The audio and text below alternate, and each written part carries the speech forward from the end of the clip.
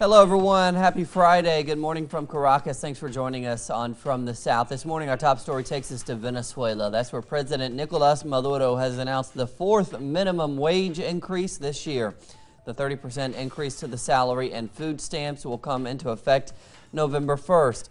The president says the aim is to protect salaries and maintain increases above the inflation rates. Maduro took the opportunity to criticize the right-wing opposition for violating the Constitution by negotiating the country's resources with the International Monetary Fund, which is controlled by the United States, who wants to create privileged conditions for their extractive multinational companies. Mínimo nacional del 30% para proteger el salario del último trimestre del año 2015. I have decided that in order to protect the minimum wage this last quarter of 2015 and to protect the salary of our beloved workers class from capitalist thieves, I have decreed a minimum wage increase of 30% and an increase to the subsidized meal ticket.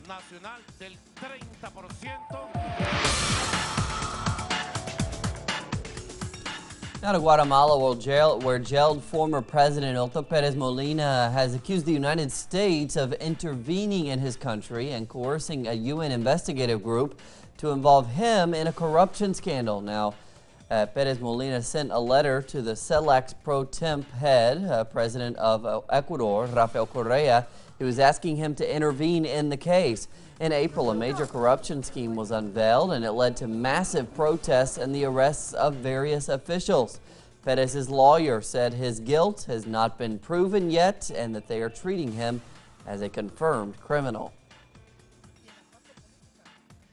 And in the political portion, the president highlights that this turned out to be a retaliation, lamentably, by the government of the United States to the CICIG, possibly because the president during his time did not accept certain policies imposed by the interests of the United States.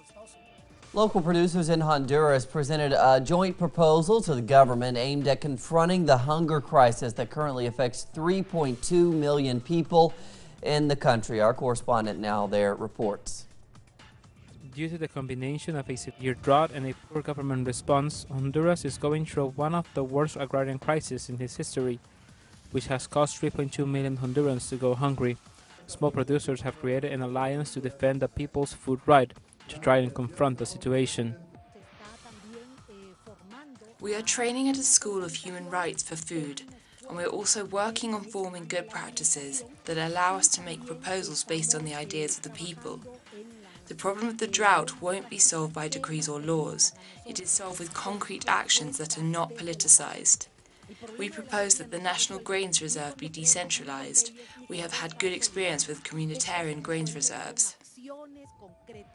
The producers have been demanding for 4 years a law for the protection of the right for food, but it still hasn't been discussed in Congress. Trying to make sound so that the government gives us an opportunity to hear our message, to listen to our alternatives, but above all, they give an opportunity to the law for the fight for food, and that can be discussed, to have its own structure and can be put into practice.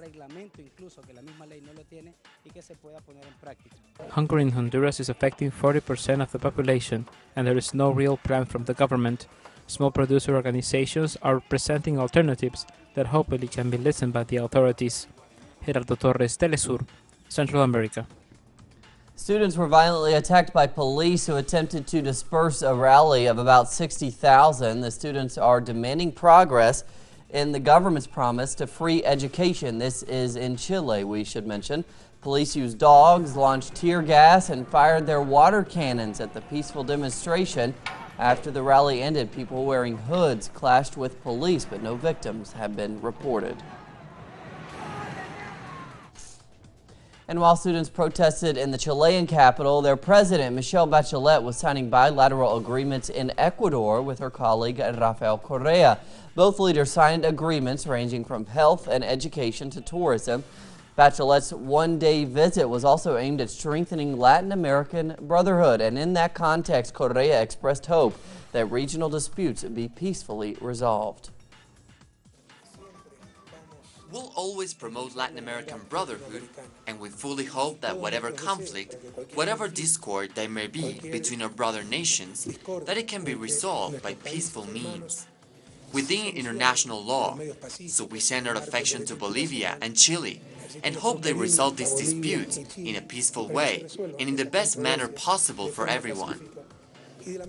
In Mexico now, U.S. Secretary of Homeland Security Jay Johnson discussed shared security and commercial interests with the President of Mexico, Enrique Peña Nieto. Mexican officials told Johnson Mexico is committed to free and fair global trade. Now, Mexico and the U.S. annually trade goods and services worth $500 billion. Johnson says the U.S. is committed to helping Mexico recapture the Sinaloa cartel leader, Joaquin El Chapo Guzman. Mexican authorities are allegedly looking for El Chapo in Sinaloa, where various sources have said he's since escaped, since he escaped prison July 17th.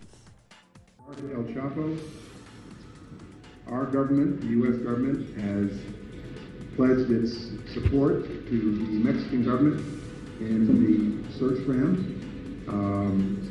We continue to pledge that support. And I am confident that he will be found.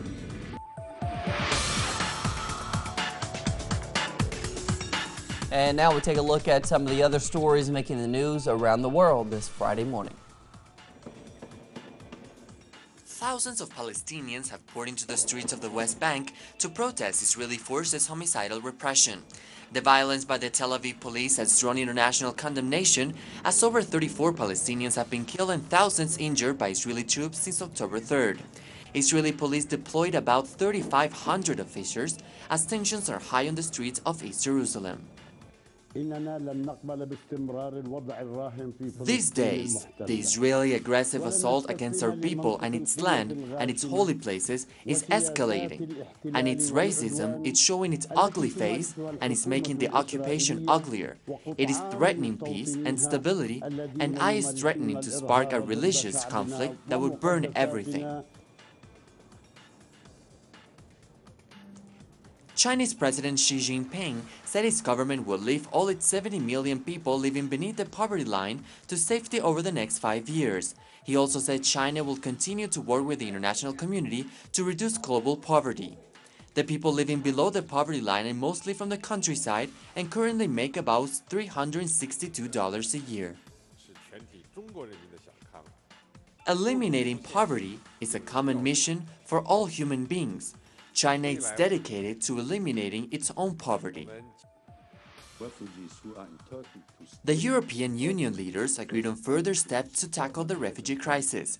This year, over 600,000 refugees have fled violence and poverty in their countries.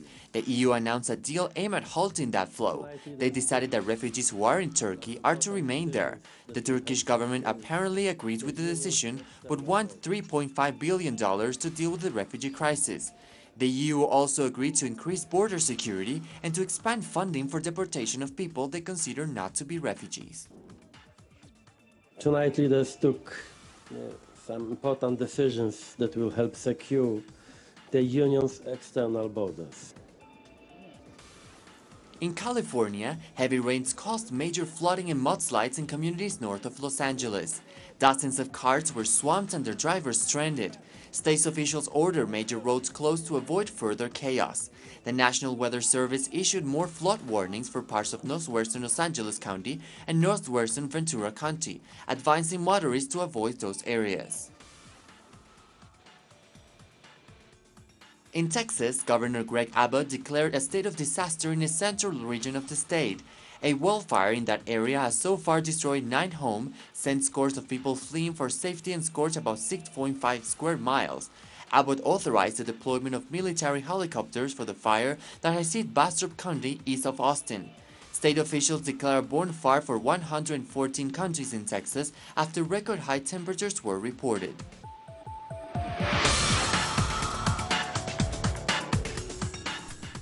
Boxing champion Manny Pacquiao has officially joined the race for Senate in the Philippines for the 2016 elections. Pacquiao's popularity really transcends economic classes there and makes him one of the most recognizable people in the country. He has his eyes set on one of the 12 Senate seats up for grabs in May. Pacquiao says that if elected, he would tackle poverty, education, youth development, and promote sports programs. On this day, Manny Pacquiao is standing here to address the challenge of fighting again, not for his own benefit, but for you, the Filipino masses. Manny Pacquiao's victory is the victory of the Filipino masses. An ancient mummy that could date as far back as the 5th century has been unearthed by the Municipal Guard in Lima, Peru. Now, the female mummy is believed to be from the ancient Ichma culture and was found with her top half buried, along with agricultural products such as maize and simple tools. Experts believe more mummies will be discovered in what they say is an Incan burial ground. That's what we're covering this Friday morning here from Caracas. Plenty more on those stories and plenty more at our website, telesurtv.net/English. For teleSUR English, I'm Cody Weddle. Have a great Friday. Have a great weekend.